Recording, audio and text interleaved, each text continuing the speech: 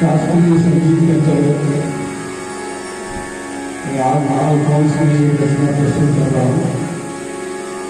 तबले पर शुरुआत कर रहा हूँ दीक्षा।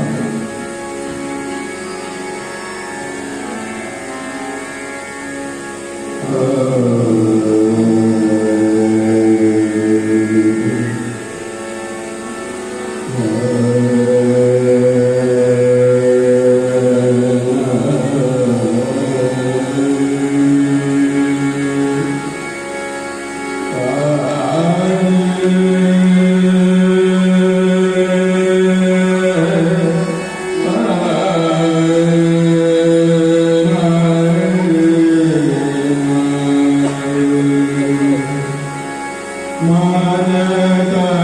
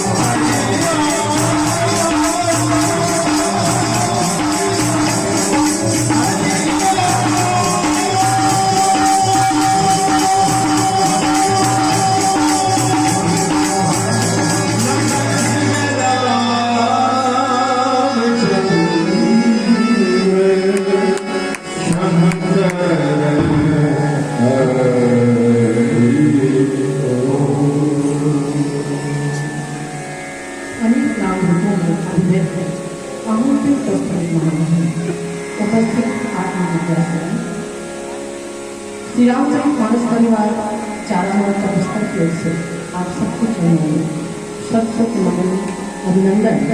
भगवान रामभद्र का वांगमय विग्रह श्री रामचरित मानस जिसकी शरण में बैठकर हम और आप 3 दिनों तक अपने तन मन धन का संयोजन करते हुए चिंतन करें। यह चिंतन किस दिशा में है? यह चिंतन है धर्म की दिशा में, यह चिंतन है ज्ञान की दिशा में, यह चिंतन है भक्ति की दिशा में। घर के, परिवार के, गांव के, समाज के, देश के और इंसानियत के हित में हमें विचार करने की ऐसे मंच मिलते हैं। और ऐसे मंचों में मनोरंजन नहीं बल्कि मनोरंजन किया जाता है। मन और बुद्धि का शोधन और मन और बुद्धि की शुद्धि और पवित्रता जहाँ पर होती है वहाँ पर ही आनंद होता है, वहाँ पर ही आनंद की वर्षा होती है।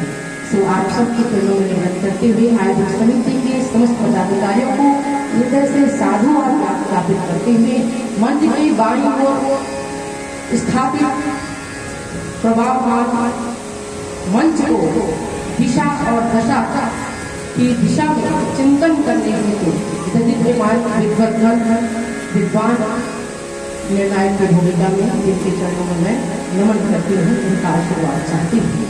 और मेरे आत्मा के विषय में मैं क्या कहूँ, आपकी प्रगति ओजस्वी वाणी पवित्र हृदय मेधावी और कुशाग्र बुद्धि एक शिक्षक द्वय इस मंच पर विराजमान और संचालन कर आत्माराम भैया कर रहे हैं। पुराने गीत बड़ी मधुरता से गुनगुनाते हुए आप त्वरित बुद्धि का निर्णय करते हुए सुंदर सुंदर पद दिया करते हैं और आपके पद मेरे हृदय को बढ़ाते हैं, क्योंकि मोहम्मद रफी साहब के गानों की मैं कायल है। मेरे बगल में मेरे पिता बैठी हुए हैं जो लता जी और रफी के गाने सुनते सुनते मैं पैदा हुई हूँ, सुनते सुनते इतनी बड़ी हूँ। सो रफी साहब के गाने आप गाते हैं साधुवाद। और किसी के वाणी से मुझे ये गाने सब सुनने को नहीं मिलते कि बाहर फूल सजाओ, उसके पहले भी फूल बरसाओ और उसके पहले भी और गाने गा रहे थे। सब रफी साहब के गाने भी गाते हैं भैया जी। प्रणाम करती हूँ। जब आत्माराम भैया संचालन में हो तो मंच भव्य नहीं बल्कि दिव्य होता है, मंच भव्य नहीं बल्कि दिव्य होता है। और एक और मेरे शिक्षक भाई यहाँ पर बैठे हुए हैं जिनका भी हम सब ने हृदय से जिनका अभिवादन किया, जिनका सम्मान किया कि कोरोना के विपत्ति काल में भी आपने अपने उस विधा का जो हम शासकीय कार्यों में करते हैं ऑनलाइन ड्यूटी, उस ऑनलाइन ड्यूटी को आपने ऑनलाइन सेवा में बदल दिया और सेवा बदलते हुए मानस मंच का संचालन ऑनलाइन किया आपने। आपकी कर्मठता को, आपकी नेता को प्रणाम करती हूँ। दरअसल ये दोनों जो शिक्षक मेरे बैठे हुए उनके लिए केवल दुष्यंत कुमार की 4 पंक्ति कहना चाहूंगी। वर्तमान के युवाओं में न तो रीढ़ की हड्डी दिखाई पड़ती है, न कोई चिंतन, न कोई दृढ़ संकल्प, न कोई दृढ़ सोच। ये वर्तमान के युवाओं में मुझे बहुत कम दिखाई पड़ती है। निवेदन करती हूँ मेरे दोनों भाई यहाँ पर जो बैठे हुए शिक्षक बताओ, आप दोनों को नवाजती हूँ दुष्यंत कुमार की 4 पंक्तियों के लिए, ये 4 पंक्तियों के माध्यम से कि बाढ़ की संभावनाएं सामने हैं और नदियों के किनारे घर बने हैं। बाढ़ की संभावनाएं सामने हैं और नदियों के किनारे घर बने हैं। चीड़ वन में आंधियों की बात मत कर, इन दरख्तों के बड़े नाजुक तने हैं, इन दरख्तों के बड़े नाजुक तने, नाजुक तने। अरे देखो चारों ओर उठकर थोड़ा दृष्टिपात करो कि चारों ओर आंधियां ही आंधियां चल रही है। अगर आप थोड़ा सा बुद्धिजीवी हैं, थोड़े मननशील हैं, तो मेरी बात का संकेत समझ गए होंगे। चारों ओर आंधियां हैं, लेकिन हम कैसे हैं? बोले हम तो हमारी रीढ़ की हड्डी ही नहीं है, कुछ सोच नहीं, न देश के प्रति, न इंसानियत के प्रति, न मानवता के प्रति, न परिवार के प्रति, न अपने स्वयं के प्रति। गीता में श्री कृष्ण कहते हैं आत्मा ही हाथ करो बंधु आत्मा विपुल आत्मा है कि मनुष्य को चाहिए कि अपने इस मनुष्य शरीर को पाकर स्वयं अपना ही उद्धार करे, स्वयं अपना मित्र बने, अर्थात स्वयं के हमारे कर्तव्य सबसे पहले है और स्वयं का सुधार ही संसार की सबसे बड़ी सेवा है। तो एक सोच मुझे मैं युवाओं में ढूंढती हूँ। विश्व का सबसे युवा देश भारत, जहाँ सबसे ज्यादा युवाओं की संख्या है, वहाँ ऐसे कितने युवा है जिनके कंधों पर देश का भार डाला जा सकता है या फिर शिक्षा का भार डाला जा सकता है। देश के 4 स्तंभ, क्या इन 4 स्तंभों को संभालने के लिए हमारे मंदिर सक्षम है। आप सबसे निवेदन, आइए बहुत सुंदर सा प्रसंग कीर्तन की हमें भगवान के चरणों में प्रसादित मिला हुआ है, और वह है अरण्यकांड दोहा क्रमांक 7 के नीचे तीसरी चौपाई। अब वैसे इसमें 6 खंड के नीचे तीसरी चौपाई आपने पढ़ा कि उभय बीच श्री सोई कैसे ब्रह्म जीव बीच माया, उभय बीच श्री सोई कैसी ब्रह्म जीव बीच माया जैसी। और इसका शाब्दिक सामान्य सा अर्थ गोस्वामी जी ने लिखा है कि दोनों के बीच में श्री जानकी जी कैसी सुशोभित है, जैसे ब्रह्म और जीव के बीच में माया है। चलना चलना चलते किस लिए हैं हम?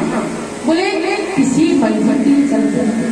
सामने कोई मंजिल दिखती हो तो चलो, घर से निकलते हैं, मुझे फलानी जगह जाना है।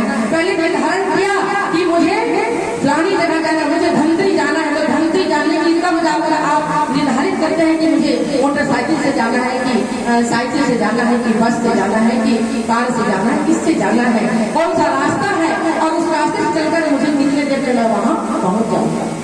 अर्थात पहले आपके सामने मंजिल है, बाद में रास्ता है, बाद में रास्ता है। किसी शायर ने ऐसी बात को कहा कि कोशिश करने वालों की कभी हार नहीं होती, ये कहा, लेकिन किसी बच्चे को लो तो पहले बाहें आती हैं, किसी मंजिल की ओर चलो तो पहले राहें आती हैं। किसी बच्चे को उठाओ लो तो पहले बाहें आती हैं, और किसी मंजिल की ओर चलो तो पहले राहें आती हैं। कोशिश का दर्जा कामयाबी से भी ऊंचा है, क्योंकि मंजिल बाद में आता है, मंजिल बाद में आता है, राहें पहले आती है। इस प्रसंग में चलने का क्रम, चलने पे कौन आगे चल रहा है, कौन पीछे चल रहा है, कौन बीच में चल रहा है, क्यों चल रहा है और कहाँ जा रहा है, उनकी मंजिल क्या है। तो समझ में आप कहते हैं कि अनसुईया जी के आश्रम से, अति अनसुईया जी के आश्रम से निकल करके महासती अनसुईया के द्वारा पार्थिव धर्म की शिक्षा प्राप्त करके माता श्री सीता जी जो है चलने लगी वन पथ पर। कहाँ चल रही है? बोले वन पथ पर चल रही है, जंगल में चल रही है। और वन पथ में चलती कैसे है? बोले देखिए, जब माता सती जब शंका में पड़ गई, ब्रह्म जो अकल नहीं अबे सो की जाही सो की देह होई धर जाही न जानते, सो की देह धरी होई धर जाही न जानते। बालकांड 2:50 माता सती को भगवान शंकर कुंवर ऋषि के आश्रम से वापस लौट रही है, और वापस लौटने पर सुनी महेश परम सुख मानी, केवल भगवान शंकर ने कथा सुनी, माता सती ने नहीं सुनी। आप जानते इस कथा को। वापस जब चलती है बोले देख करके भ्रम हो जाता है माता सती को। भगवान शंकर को प्रणाम कर रहे हैं, भगवान राम रोते हुए लगते हुए पत्तियों से, पत्तों से, पेड़ों डालियों शाखाओं से भगवान का पता करते हैं। किसका? कौन से भगवान? बोले श्री सीता। ये दोनों कौन गिरा चलती जिसका कभी कभी नबी नबी बंद हो सकता राम परम। एक लीला जिसको देखकर माता सती क्या हो जाती है? बोले भ्रम में पड़ जाती है, संशय में पड़ जाती है।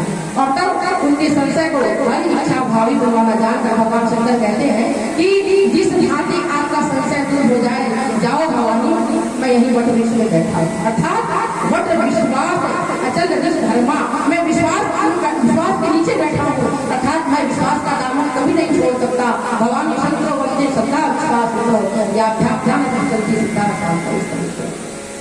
लेकिन तुम्हारे मन में शंका है, चली जाओ। सती जी चली गई, बड़ी विचित्र बात कि वहां जाकर क्या किया? सीता जी का रूप बनाया और भगवान के आगे आगे चल गए। सीता जी का रूप बनाकर भगवान के आगे आगे आगे। बताइए क्या भगवान के आगे चलना शोभा देता है? वह बीच सो कैसे सो श्री सीता जी हमेशा नारायण के पीछे चलती है, श्री सीता जी हमेशा भगवान रामचंद्र के पीछे चलती है, और सती जी ठीक आगे आगे चलती है। भगवान बोले बस यहीं पर गलती हो गई। जीव बोले सरिता जल निधि मुझाई हो या चल जीव ही पाई। जीव हमेशा किसकी ओर चलता है? बोले जीव हमेशा ब्रह्म की ओर चलता है।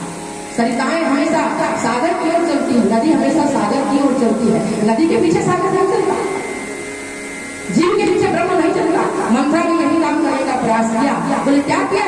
बोले जीव के पीछे ब्रह्म को चलाना चाहती है, ब्रह्म राज्य के बजाय जीव राज्य है। इसलिए बोले गड़बड़ हो गई, सब बातें गड़बड़। बोले ईश्वर के पीछे जीव को चलना चाहिए। आज ईश्वर अवतार लेकर संसार में अगर मर्यादा पुरुषोत्तम के नाम से श्री राम जी आते हैं, श्री कृष्ण जी आते हैं, प्रेम लीला का यहाँ पर विस्तार करते हैं, तो बोले क्यों? उनके चरण चिन्हों पर जमाना चलता है। अपने अरमान के बोझ ढोते ढोते जीवन में कभी शाम हो गई पता ही नहीं लगा। अपने अरमानों के बोझ ढोते ढोते जीवन में कब शाम हो गई पता ही नहीं लगा। तेरी राह करते करते पर जिस दिन जीवन में समर्पण आया, बोले जीवन के पेचों कब सहते सहते जीवन कब अंतिम पड़ाव पर आ गया पता नहीं चला। पर अब जीवन को मंजिल मिल जाएगी इनके नक्शे कदम को देखते देखते। पर अब जीवन को मंजिल मिल जाएगी इनके नक्शे कदम देखते देखते। बोले किनके किनके कदमों का अनुसरण किया जाता है संसार में? बोले ईश्वर के कदमों का, कर्म चिन्हों का अनुसरण किया जाता है संसार में। लेकिन ऐसा पुरुष महापुरुष भी कहलाता है जो संसार में अपने चरण चिन्ह छोड़ दे तो उसके पीछे संसार चलने लगता है। महाजनों ये लता सा जिसमें महापुरुष चलते हैं, श्री पुरुष जिसमें चलते हैं, उन चरण चिन्हों का जमाना मिटने नहीं देता, मिटने नहीं देता। बोले क्यों नहीं मिटने दूंगा? इस पर इसका ही तो मतलब मुझे मंदिर की प्राप्ति होगी। उधर नीचे से ये सोचते आगे ब्रह्म है, आगे नारायण है, बीच में श्री सीता जी है और पीछे कौन कौन? लक्ष्मण, पीछे लक्ष्मण जी। तो बोले आदमी की भीड़ में खो गया है आदमी, पता नहीं किसे भीड़ में खो गया है आदमी, और आने वाली नस्ल के पैरों में कांटे चुभेंगे। किस तरह के बीज हो गया है हमारा? बोले कैसे बीज हो रहे? बोले मैं जिस नक्शे कदम, मैं जिस रास्ते पर चल रही हूँ, अगर मेरी औलाद उसी रास्ते पर चले तो मुझे छोड़ तुम नहीं होना चाहिए। मेरी औलाद, मेरी खुद की औलाद, बस आप इसी से अपने कदमों को सही मान लें, अपने रास्ते को सही मान लें कि आपकी औलाद अगर आपके नक्शे कदम पर चलती हो तो उसके घर में कांटे नहीं चुभने चाहिए। और यही दिशा हम समाज को भी। तो श्री सीता जी ब्रह्म के पीछे चलती है। उद्भव स्थिति संहार कारणी क्लेश हारणी सर्वश्रेष्ठ करीम सीता न तो हम राम बनो राम। ये कौन है? बोले उद्भव उत्पन्न करने वाली है, संसार को उत्पन्न करने वाली, संसार का पालन करने वाली और संसार का संहार करने वाली। एक और पद कह दिया गोस्वामी जी महाराज ने वंदना प्रसंग में शुरू में कि जनक सदा जग जननी जानकी अतिशय प्रिय करुणा। ये अतिशय प्रिय है श्री रघुनाथ जी को, अतिशय प्रिय करुणा निधान की ताकि जुग पद कमल बनाओ तारा से पुकारने इनकी कृपा से निर्मल गति की प्राप्ति होती है।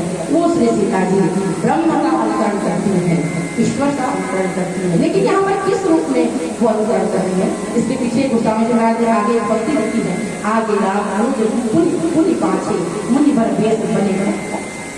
आगे राम है कि दोनों देखिए चलने का क्रम बताया कि हमेशा सीता जी बीच में होती हैं और दोनों दिनों श्री राम जी के पीछे पीछे चलते हैं। क्या बोले? नहीं, बोले भगवान राम के चरण चिन्ह ना मिट जाए, उनके आदर्श समाज में स्थापित हो और हमेशा रहे। इसलिए श्री सीता जी थोड़ा हटकर बाएं चलते और लक्ष्मण जी थोड़ा हटकर दाएं चलते। क्यों? बोले उन आदर्शों की रक्षा करना चाहते हैं जो उनके द्वारा संसार में जीते हुए, चलते हुए, व्यवहार करते हुए उनके चरित्र के द्वारा जो रखा गया है। एक व्यवहारिक पक्ष भी है कि पति का अनुसरण पत्नी को करना, पति का अनुसरण पति के पीछे पत्नी को चलना चाहिए। और देवर को बोले भाभी के पीछे चलना चाहिए। बोले क्यों? देवर तो ऐसा है, श्री लक्ष्मण जी है देवर, और लक्ष्मण जी जैसे देवर उनकी दृष्टि जितनी शुद्ध और पवित्र कि छीन छीन लख सिया राम पर जान आप पर ले सपने हो लखन बंध माते।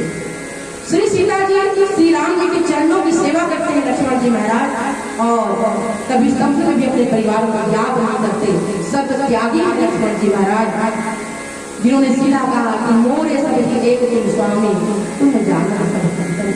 वो लक्ष्मण जी देवर के रूप में है जो सुग्रीव जी के द्वारा माता जानकी के देवरों को दिखाने पर कहते हैं कि मैं केवल अपनी भाभी माँ के अपनी माता की केवल पायजब को ही पायल को ही पहचानता हूँ, मैंने कभी मुख देखा ही। ये देवर भाभी और दोनों भाई के बीच में सीता जी ऐसे मानो जीव और ब्रह्म के बीच में माया है। इस पंक्ति पर आइए आगे विचार करें एक भजन के माध्यम से। तो गुरु बनेगा ना मुसलमान में।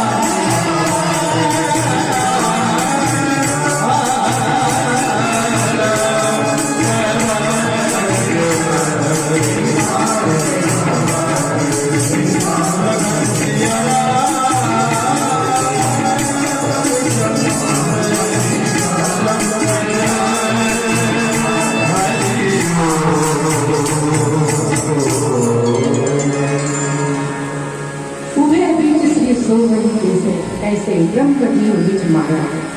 यहाँ पर स्वामी जी महाराज ने संकेत किया। बोले क्या संकेत किया? ब्रह्म है, जीव है। श्री नारायण श्री रामचंद्र जी बोले कौन है? बोले अखंड ज्ञान घन, एक ज्ञान अखंड एक सीतावन, और ब्रह्म सच्चिदानंद ब्रह्म है। और उनके पीछे में श्री सीता जी है, और उनके पीछे कौन है? बोले जीवाचार्य श्री लक्ष्मण। अब देखिए उन्होंने यहाँ पर एक बहुत सुंदर उपमा दी कि ये केवल पति पत्नी और देवर नहीं है, बोले संसार को केवल मार्ग दिखाने वाले नहीं, बल्कि ये आध्यात्मिक तत्व के एक उस पक्ष को यहाँ पर संकेत कर रहे हैं जहाँ पर ब्रह्म और जीव के बीच में तोड़ने वाली या जोड़ने वाली माया। दो माया के दो रूपों का वर्णन रामचरितमानस में मिलता है। हम जानते हैं कि अरण्यकांड में भी दोहा क्रमांक 14 जहाँ पर गोस्वामी जी महाराज ने लिखी रहती है, ईश्वर जीव भेद गम सकल ब्रह्म संधान जाति कोई जल रति शोक मोह ब्रह्म। जीव और ब्रह्म इन दोनों के बीच में क्या है? बोले ईश्वर अंश जीव अंतरासी चेतन अमर सहज सत्यासी। ईश्वर का अंश कौन है? बोले जीव। ईश्वर का अंश जीव है, लेकिन क्या हो गया? बोले दोनों के बीच उत्तरकांड में आप जाकर देखें, उत्तरकांड में गोस्वामी जी महाराज कहते हैं, क्या कहते हैं कि जीव और ईश्वर के बीच में जड़ चैतन्य ग्रंथि भर गई, जड़ भी दिशा छूटत कट लगी। बीच में माया आ जाता है, बीच में माया आ जाता है। जहां भी श्री सीता जी को भी माया का, वहां पर जो माया का, किस माया का वर्णन किया उन्होंने? बोले वो जो माया है जो इन दोनों के बीच में आ जाती है, जिस माया के का अनुकरण करके, जिस माया के वश होकर जीव ब्रह्म से अलग होने का की भ्रांति में पड़ जाता है और शोक और मोह में पड़ जाता है। यही बात बोले ईश्वर जीव है। वहां पर 5 प्रश्न दिए गए हैं जीवाचार्य श्री लक्ष्मण जी के द्वारा राम गीता में, और भगवान राम ने उसके उत्तर दिए हैं। वहां पर जो प्रश्न है तीसरे नंबर पर, माया क्या है? माया क्या है? तो वहां पर भगवान राम ने उत्तर दिया कि भाई माया जो है वह क्या करती है? मैं और मोर से माया, मैं और मोर, मैं और मेरा, तू और तेरा, ये भी माया है। और उसके 2 रूपों का वर्णन वहां पर किया है। एक अतिशय, एक दुष्ट अतिशय रूपा जा बस जीव भरा भव। वहां पर एक अविद्या माया और विद्या अपर अविद्या, दो विद्या माया और अविद्या माया, ये 2 रूपों का वर्णन है वहां पर। 2 रूपों का। जब भगवान राम जो है वन में बैठे रहते हैं और बड़े आनंद में बैठे हुए, थोड़ी देर पहले वर्णन आता है कि आनंद में बैठे हुए नारद जी अचानक आकर के देखते हैं और देखते हैं लगता होगा कि मेरे श्राप के कारण नारद जी सोचते मेरे श्राप के कारण आज मेरे प्रभु वन वन में भटक रहे हैं और पत्नी का विरह है। वहां पर वे नारी के माया रूप का चित्रण किया है, बहुत विषय। तो विद्या माया अविद्या माया, और एक विद्या माया है। ये विद्या माया कौन है? ये विद्या माया कौन है? वैसे वैष्णव पंथ में शांकर पंथ में अलग अलग इसकी व्याख्या की गई है, और हमारे संतों का एक अलग पंथ है जिसमें माया महाठगनी हम जान कबीर राय जी कहते हैं। ममता तू न गई मेरे मन से, ममता तू न गई मेरे मन से, पाके केस जन्म के साथी, ज्योति गई नैनन से, ममता तू न गई और माया महाठगनी हम जान। संतों ने कहा कबीर राय जी का। तो एक तो बोले माया के जो 2 रूप है, इसमें अलग अलग, एक अविद्या माया की विद्या माया, विद्या माया का जो स्वरूप है वो श्री सीता जी का स्वरूप है। बोले इसके अंदर विद्या माया का जो गुण है, जो बल है, जो शक्ति है, वो किसकी है? बोले ब्रह्म की ही शक्ति है। आदि शक्ति देही जग उपजाया, सोई अवतार मोर यहाँ माया। मनुष्य शत्रुता के सामने जब भगवान राम भक्त आकर खड़े होते हैं तो बगल में एक कमली सी कांति लेकर श्री सीता जी विराजमान है। मनु महाराज पूछते हैं कि प्रभु मैंने तो आपको पुकारा था, ये आपके साथ कौन है? मैंने तो आपको पुकारा था, और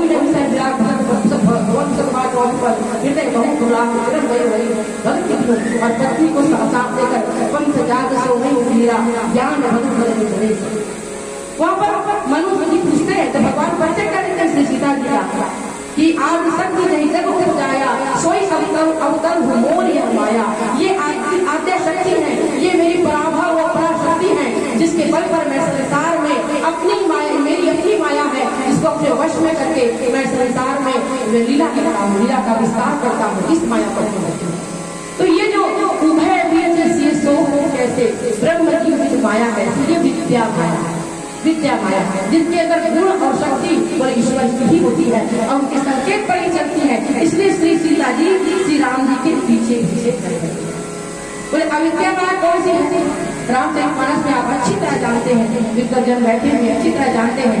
शुभ कथा विद्या माया की प्रतीक है, मंत्रा अविद्या माया की प्रतीक है। और श्री कैकेयी अम्बा भी अपने पराभव काल में, अपने उत्तरायण काल में, अपने उत्तरायण में जीवन के उनके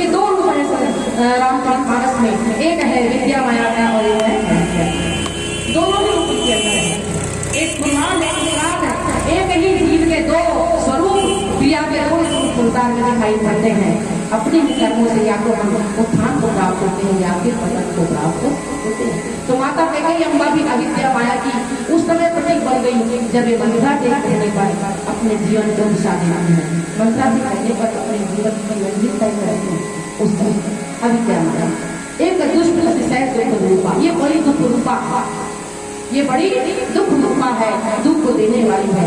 लेकिन जो विद्या माया वो क्या हो गई, सुख स्वरूपा है, ईश्वर की ओर ले जाने वाली है। आप देखिए श्री सीता जी का आचरण, श्री सीता जी का व्यवहार, ये दोनों कैसे है बोले, श्री लक्ष्मण जी और श्री सीता जी दोनों भगवान के पीछे पीछे चल रहे हैं, भगवान के पीछे पीछे चल रहे हैं। तो कौन सा चरित्र भगवान के पीछे चलता है, बोले श्री लक्ष्मण जी के लिए कहा गया, बोले क्या कहा गया कि वो कहते हैं कि मोरे सवेरी एक तुम सामने, तुम जानो सब अंतर्यामी, गुरु की तुम माँ तुम जान हम पाओ, कहाँ हो सुभाव हम तो मेरे तो सब कुछ आपको छोड़कर तो कुछ नहीं जानता, मैं यहाँ रहूंगा ही नहीं अयोध्या में। क्यों? क्योंकि अवध में मेरे रहने का कोई काम ही नहीं है। कभी नहीं बोलेंगे, लेकिन आज आपकी बातों से पिताजी की आंखों में आंसू आते हैं और उन्होंने मुझे कहा कि दो शब्द बोल दो, तो उनकी आज्ञा का पालन